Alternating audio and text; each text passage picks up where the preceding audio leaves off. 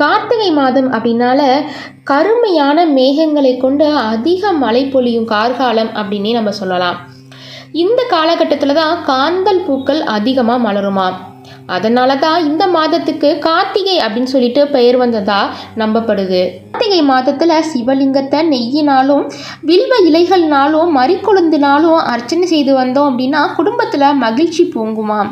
ரிஷக ராசியில் சூரியன் சஞ்சரிக்கும் இந்த மாதத்தில் மனசேர்க்கை, உடல் சேர்க்கை, கர்ப்பதானம் ஆகிய மூணுலேயும் எந்த பிரச்சனையும் வராதான். அதனால தான் இந்த கார்த்திகை மாதத்தை திருமண மாதம் அப்படின்னு சொல்லிட்டு சாஸ்திரம் சொல்லுது. கார்த்திகை மாதத்தில் நாள்தோறும் சூரிய உதயத்தின் போது நீராடுபவர்கள் சகல புண்ணிய தீர்த்தங்களிலும் நீராடிய புண்ணிய பலனை அடைவார்கள் அப்படின்னு சொல்லிட்டு நம்பப்படுது. விஷ்ணு பகவான கார்த்திகை மாதத்தில் புஷ்பங்களால் அர்ச்சித்து பூஜை செய்பவர்களுக்கு தேவர்களை அடைய அரிதான மோட்ச நிலை